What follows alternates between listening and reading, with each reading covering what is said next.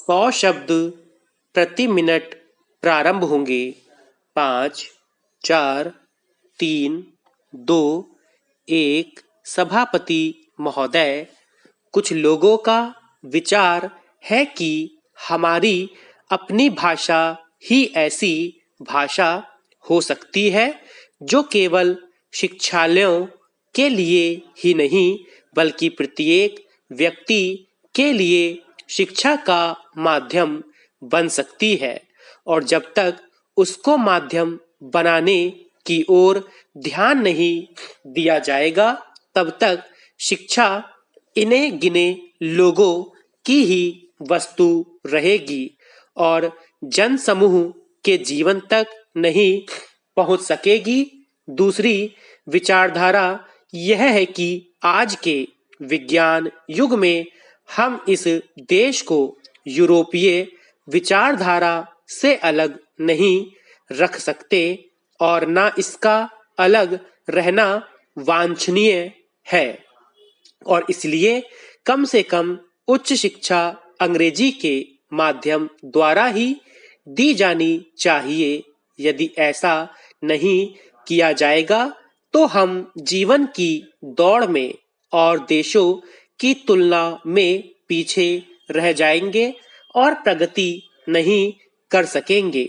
यह बात केवल शिक्षा के माध्यम के संबंध में ही नहीं बल्कि विचार करके देखा जाए तो बहुत गहरी और सारी पद्धति के संबंध में है।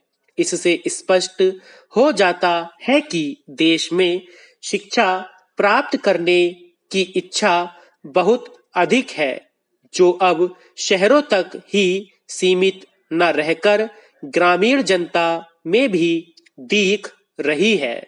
पर उसका एक फल यह भी देखने में आ रहा है कि इतने लोग इन संस्थाओं से उत्तीर्ण होकर अपने को एक प्रकार से बेकार पा रहे हैं। सरकारी नौकरियां अथवा दूसरे प्रकार के काम जो शिक्षित वर्ग को मिल सकते हैं सीमित हैं, और जितने लोग उत्तीर्ण होते हैं उनमें से थोड़े ही लोग उनमें लग सकते हैं या उनमें लगने की योग्यता रखते हैं। अधिकांश विद्यार्थी अब वह काम नहीं कर सकते जो उनके पिता और दूसरे पूर्वज लोग किया करते थे। अंग्रेजी शिक्षा के फलस्वरूप उस काम के प्रति उनकी भावना में परिवर्तन आ गया। परिणाम हुआ कि बेकारी बढ़ी और उसके फलस्वरूप जीवन के प्रति असंतोष और उपेक्षा की भावना को बल मिला। यह इस देश के लिए भयंकर चीज है।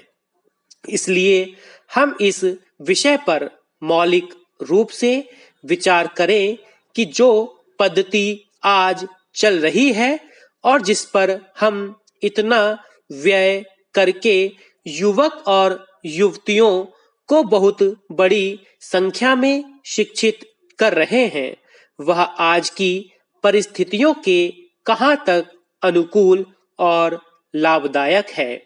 महात्मा गांधी जी ने इस आने वाली परिस्थिति का अनुमान लगाकर यह निश्चय कर लिया था कि यदि इस देश में अमीर और गरीब प्रत्येक भारतवासी के लिए शिक्षा आवश्यक है तो वह इस पद्धति से नहीं दी जा सकेगी, क्योंकि इसमें व्यय इतना है कि यह देश उस भार को नहीं उठा सकेगा। इन्हीं दोनों विचारों से उन्होंने नई तालीम की पद्धति निकाली जिसको अन्य देशों के उच्च कोटि के शिक्षा शास्त्रियों ने भी शास्त्रीय ढंग से विचार करके उपयोगी और लाभदायक ठहराया। महात्मा जी के विचार से जहां तक मैं उसको समझ सकता हूं, इस पद्धति में अपने दो मौलिक तथ्य थे। एक तो इसमें शिक्षा केवल पुस्तकों के द्वारा ही दी जाए।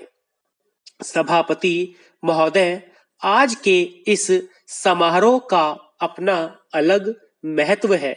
पंचायत भारतवर्ष की एक बहुत पुरानी संस्था है और जैसा अभी कहा गया, इन्हीं पंचायतों के कारण ही भारतवर्ष अब तक जीवित रह सका है।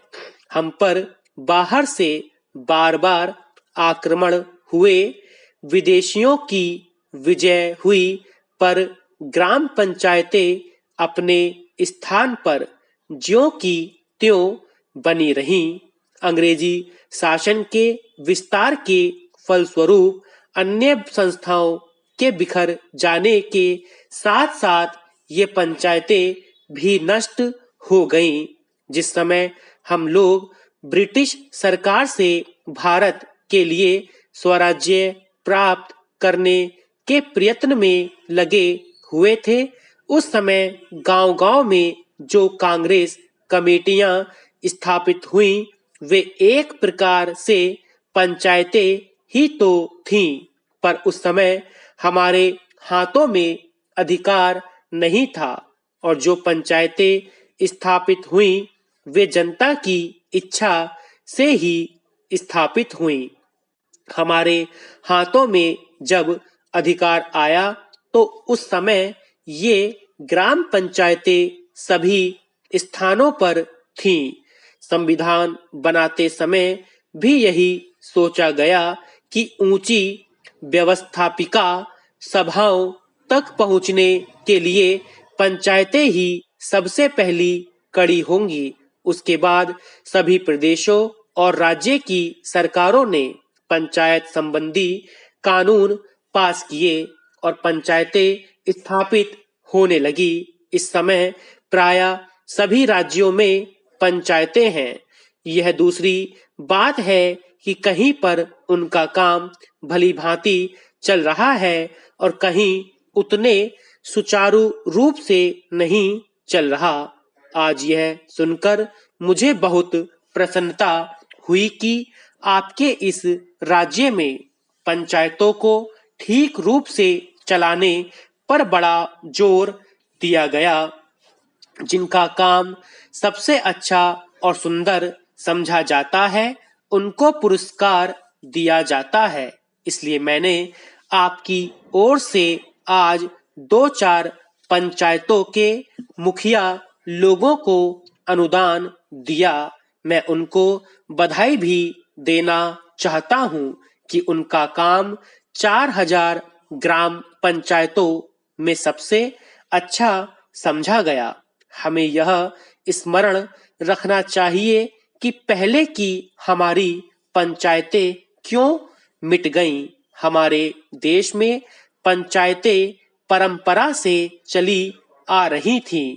अंग्रेजों ने भी मुक्त कंठ से इस बात को स्वीकार किया कि भारत का प्रत्येक गांव गणराज्य था, पर एक समय आया जब गांव स्वतंत्र गणराज्य न रहे और देश परतंत्र हो गया। इसका कारण हम में कमजोरियों का आना था। हमें उन कमजोरियों से अभी भी बचते रहना चाहिए, जिससे फिर से वह दिन न देखना पड़े। वह कमजोरी थी उन पंचायतों का संकीर्ण दृष्टिकोण।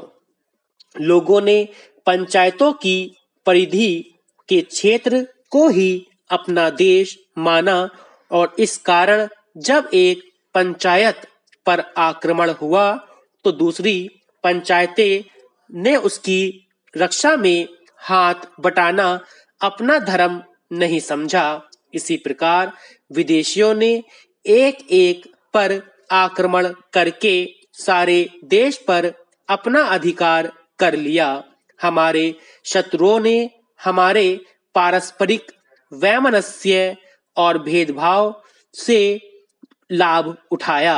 अभी हाल में जब भाषावार राज्यों का प्रश्न उपस्थित हुआ तो गांव की छोटी छोटी पंचायतों ने जैसे ही समितियां प्रकट की, उनसे यह स्पष्ट हो गया। स्टॉप।